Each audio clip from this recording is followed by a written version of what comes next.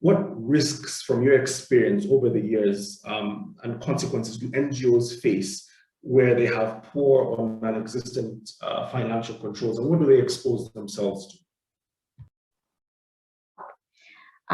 In a lot of countries that we're based in, there are high levels of day-to-day corruption. So this is what we call low-level corruption, where simply to get from place A to B, you will go through a traffic stop, you will be expected to pay a bit of money to move your goods and to essentially do what is something that you are legitimately entitled to do. There would be some sort of extra fee that you have to pay. And if you don't pay it, you won't get your work done, you won't do your business, and you won't reach the people you want to help. Simple steps, practical, can they take first? Like right now after this call, or tomorrow, or next week, what can an NGO do to be more compliant? Thank you. I mean, I think it's as simple as start with the industry.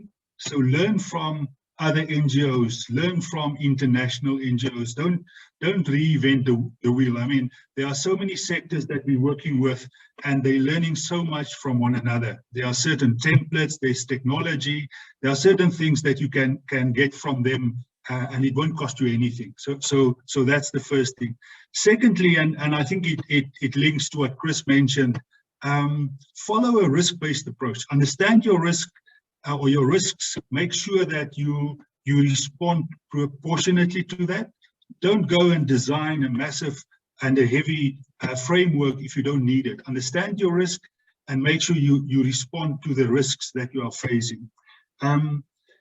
Get buy-in from leadership. I mean, if you're the compliance officer or head of audit or in the finance division and you're tasked with this, get the buy-in from the leadership.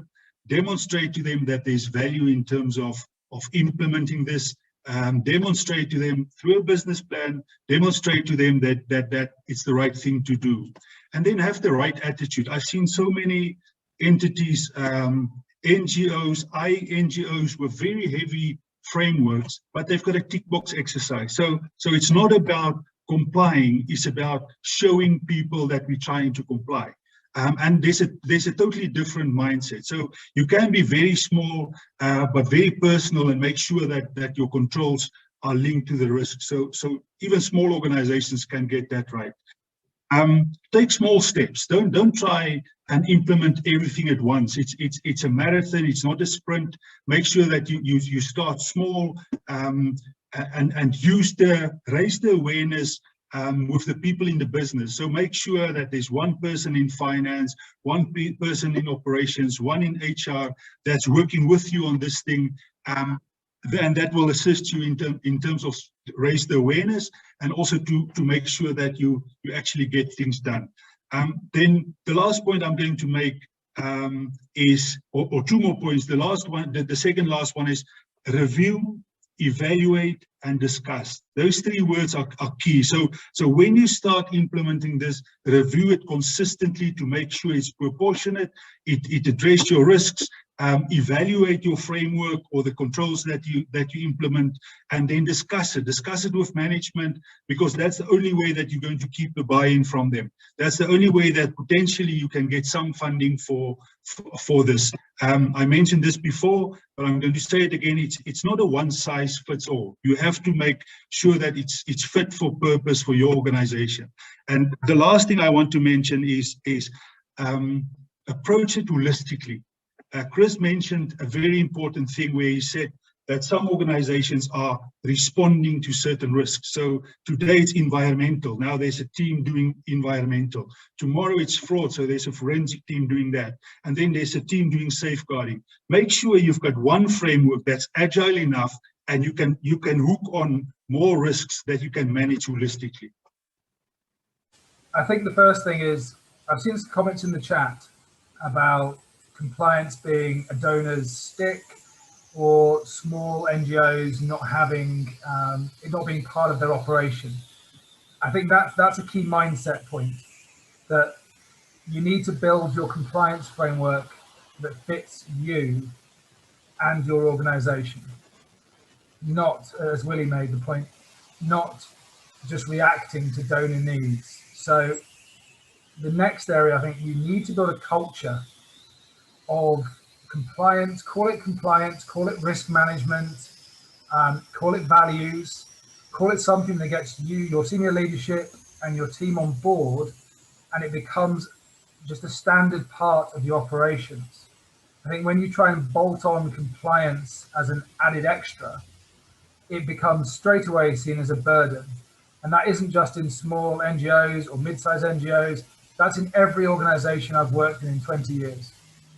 You know, it's got to be seen as a core value that helps deliver for the communities they're working for.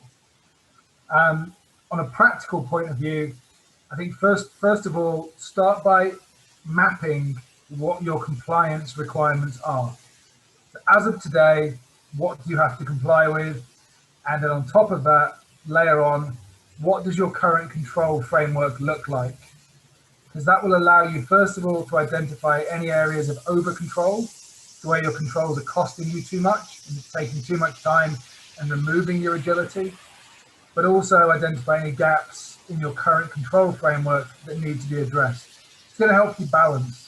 Many organizations have lost sight of what their control framework is because it's built up holistically year on year, reacting to various different demands. I think the other side of it is to, again, this goes back to the point of buy-in, is to really get your teams to understand that compliance isn't just something for finance, for HR, for your sort of corporate functions. Compliance is something that works into, or I use the term risk management, into everything you do. It's part of your operation, so it becomes normalized. I think also try, for those of you who are looking for donor funding or looking to work with donors, have a look around at some of the changes in the sector. So often there is indicators of where donors will be looking to put more focus on when it comes to compliance. I would suggest right now, with an economic downturn post-COVID, for many donors, that financial compliance, so looking at external audits, looking at your finances, and looking and justifying how funds are being used. If I was a betting man, I would say that is an area donors will be scrutinizing more in the next 18 to 24 months. And given that they've always focused on that, I think be prepared for an uptick. One of the questions in the chat was about how do you build a culture of compliance? And I'll end with this. It takes time. So going back to Willie's point, small steps. The key there is tone at the top. It has to come from senior leadership. So, you have to be bought in. If you try and implement compliance or risk management and senior leaders are seen to be saying one thing and doing something else, so not complying with their own rules and regulations, it will not filter through the organization. I would always encourage you to have a compliance or risk management champion at the very top of the organization who is seen as credible. Then it's a case of education, education, education, getting out to your teams, explaining to the new processes, the new policies, how they're going to work, and more importantly, how they're going to enhance the humanitarian work they're doing. Most people join an NGO to make the world a better place, not to tick boxes. So we need to help them understand how compliance adds value to the valuable humanitarian work they're doing. And then finally, to support that, there has to be a level of oversight. You can write all of the new policies, all of the new procedures, and you can set up new systems as much as you want. But if people don't follow them, then they're just going to be pieces of paper that sit in someone's desk.